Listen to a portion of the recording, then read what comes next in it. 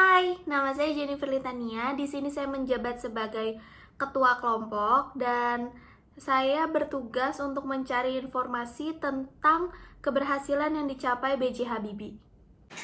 Hai, nama saya Stella Stefania. Di sini saya sebagai wakil dan dalam pembagian tugas saya mendapat bagian mengerjakan langkah yang B.J. Habibie ambil untuk mengatasi masalah ekonomi. Hai, nama saya Adele. Di sini saya sebagai sekretaris 1. Dan dalam pembagian tugas, saya mendapat bagian untuk mengerjakan profil Habibie. Halo, nama saya David Risyanto, saya sebagai sekretaris 2 dan dalam pembagian tugas saya mengerjakan tantangan B.J. Habibie semasa membuat pesawat terbang. Hai, nama saya Raha Fronsia. Di sini saya sebagai editor 1 dan dalam pembagian tugas saya mengerjakan tantangan yang B.J. Habibie alami pada saat kuliah. Hai, nama saya Raffulini Gosang. Di sini saya sebagai editor 2 dan dalam pembagian tugas saya mendapat bagian untuk mengerjakan kondisi ekonomi baru dan kritik. Ini yang kami kerjakan selama project leadership.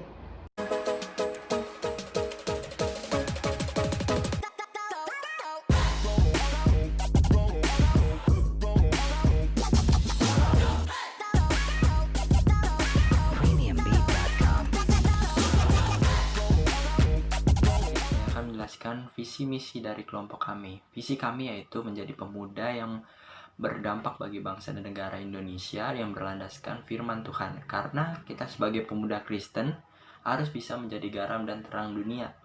Dan misi kami adalah berperan aktif dan memiliki kerinduan untuk membangun bangsa Indonesia lebih baik dengan menggunakan talenta yang dimiliki. Seperti halnya kita membuat inovasi-inovasi dengan talenta yang kita miliki.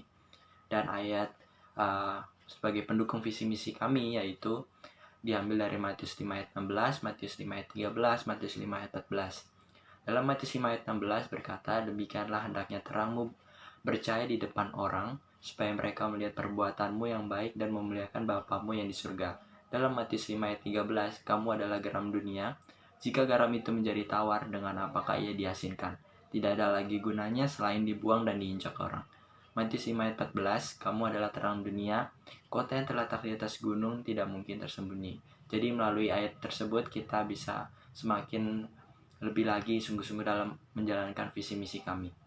Kunci proyek ini berjalan dengan lancar. Pembagian tugas yang jelas, saling berkomunikasi, adanya kerjasama antara anggota, dan juga saling tolong-menolong. Melalui kerjasama kita ini, kita bisa menghasilkan proyek ini dengan hasil yang terbaik dan semaksimal mungkin. Landasan teori. Landasan teori yang pertama adalah Think Other First. Di sini, sosok B.J. Habibie telah membuktikan kepada seluruh masyarakat Indonesia bahwa B.J. Habibie telah melaksanakan yang namanya Think Other First. Contohnya, saat beliau diberikan jaminan hidup lebih enak di Jerman, beliau tetap memilih untuk balik ke Indonesia dan membangun Indonesia. Padahal beliau bisa saja menikmati hidup di Jerman dengan jaminan yang lebih baik. B.J. Habibie juga adalah pemimpin yang expect the best. Jadi dia selalu berpikir positif bahwa Indonesia dapat membuat pesawatnya sendiri. Dia juga menjadikan keberhasilan negara lain sebagai motivasinya untuk terus mengharumkan nama bangsa.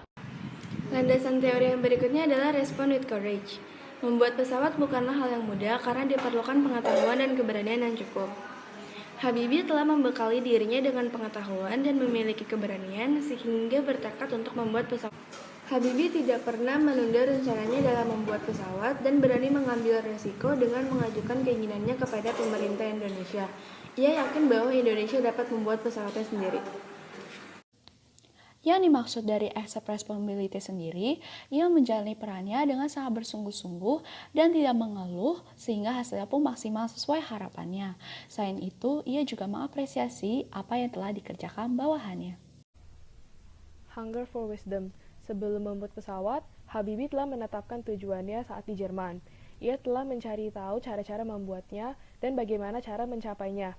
Ia belajar dari banyak orang dan di sekitarnya, dan ia juga banyak membaca, dan ia tidak pernah berhenti belajar. Setiap harinya, ia bertanya kepada kenalannya yang lebih mengerti akan membuat pesawat, dan membaca banyak buku di perpustakaan. Pengetahuan baru itu menjadikan berkembang dan lebih berpengetahuan dari sebelumnya. Ia selalu ingin mengetahui hal baru yang akan membantunya dalam mencapai tujuannya. Ia juga mencari orang-orang yang pernah membuat pesawat dan yang lebih memahami dibandingkan dirinya dan menjadikan orang tersebut sebagai mentornya. Dan ia pun terus bertanya pada mereka tanpa henti sampai akhirnya ia berhasil membuat pesawat pertamanya yaitu N250. Bacharuddin Yusuf Habibie atau yang biasa kita kenal dengan sebutan B.J. Habibie adalah seorang lelaki yang lahir di kota Parepare, Sumatera Selatan pada tanggal 25 Juni 1936. Ia adalah presiden ketiga yang memiliki masa jabatan dari 22 Mei 1998 hingga 20 Oktober 1999.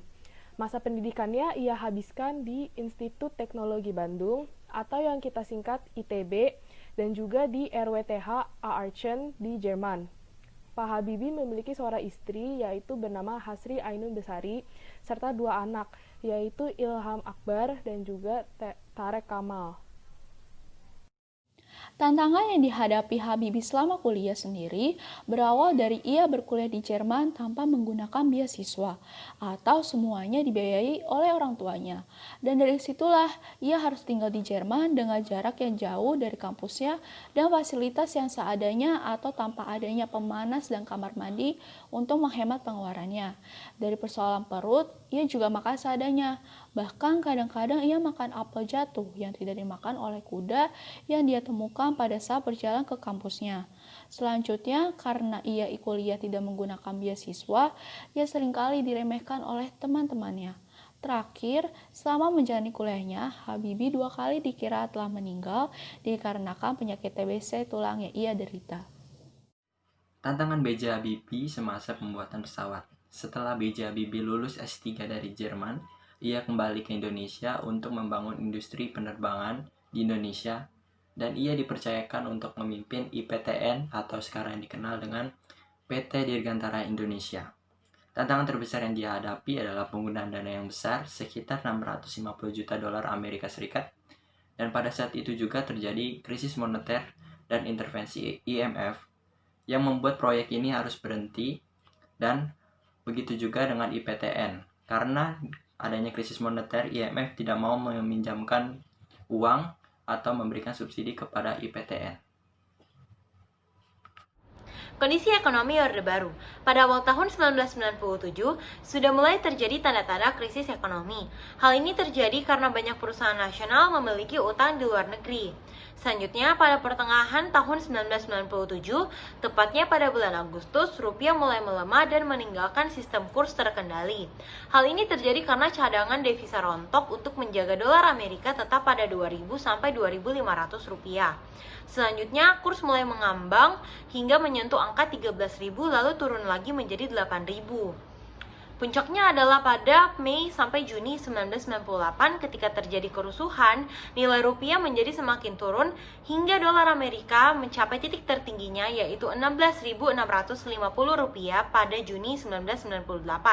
Hal ini menimbulkan kekacauan sehingga pada akhirnya Orde Baru tumbang dan digantikan oleh reformasi. Ada beberapa langkah yang diambil oleh Habibie untuk mengatasi masalah ekonomi pada masa itu. Yang pertama, ia menyelesaikan masalah perbankan yang disebabkan oleh penarikan dana besar-besaran pada tahun 1997. Ia mengkonsolidasikan 4 bank pemerintah. Kemudian, ia menjadikan Bank Indonesia sebagai bank yang independen, yang artinya terlepas dari pemerintah dan kepentingan politik. Dengan begitu, Bank Indonesia memiliki wewenang untuk mengintervensi rupiah yang masih berlaku hingga saat ini. Langkah terakhir yang beliau ambil dalam mengatasi masalah perbankan adalah mengembalikan kepercayaan pelaku ekonomi dalam negeri dengan meredam kekhawatiran terhadap hiperinflasi sehingga mereka tidak melakukan penarikan dana besar-besaran. Untuk mengatasi masalah ekonomi di sektor lainnya, beliau memberlakukan kebijakan moneter dengan ketat seperti menerbitkan sertifikat Bank Indonesia dengan suku bunga tinggi agar masyarakat ingin menabungkan kembali uangnya di bank. Ia juga memberlakukan kebijakan fiskal dengan membatalkan sejumlah proyek infrastruktur. Langkah terakhir yang beliau ambil adalah menggunakan anggaran dana pembangunan seefektif mungkin dengan menghindari adanya kebocoran dan pemborosan. Dalam menggunakan anggaran dana haruslah transparan dan dapat dipertanggungjawabkan akuntabilitasnya secara penuh. Adapun kritik yang didapatkan oleh Habibie pada saat menjabat menjadi Presiden Republik Indonesia.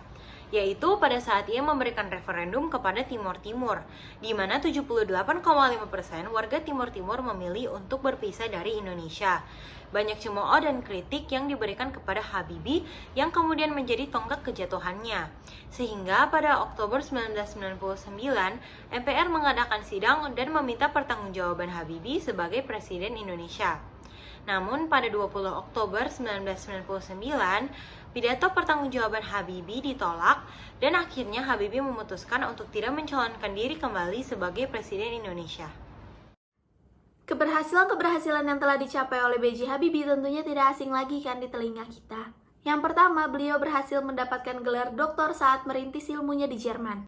Yang kedua, beliau berhasil menciptakan pesawat N250 Gatot Kaca sebagai bukti bahwa Indonesia itu mampu.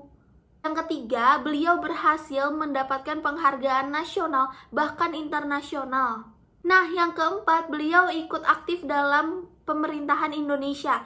Pertama, beliau menjabat sebagai Menteri Riset dan Teknologi. Yang kedua, beliau menjabat sebagai Wakil Presiden ke-7. Dan yang ketiga, beliau menjabat sebagai Presiden Indonesia yang ketiga menggantikan posisi Soeharto. Keberhasilan lainnya, beliau berhasil menciptakan kebijakan-kebijakan penting saat beliau menjabat menjadi presiden. Yang pertama, beliau menciptakan Undang-Undang Otonomi Daerah. Yang kedua, beliau memberikan kebebasan untuk menyalurkan aspirasi. Yang ketiga, beliau membatasi masa jabatan presiden dan wakil presiden maksimal 2 periode. Yang keempat, adanya penguatan MPR, DPR, dan DPRD. Yang kelima, beliau membebaskan narapidana politik yang saat itu menentang Presiden Soeharto. Nah, yang terakhir, yang keenam, beliau menciptakan independensi Bank Indonesia untuk kestabilan nilai rupiah. Terima kasih sudah mendengarkan.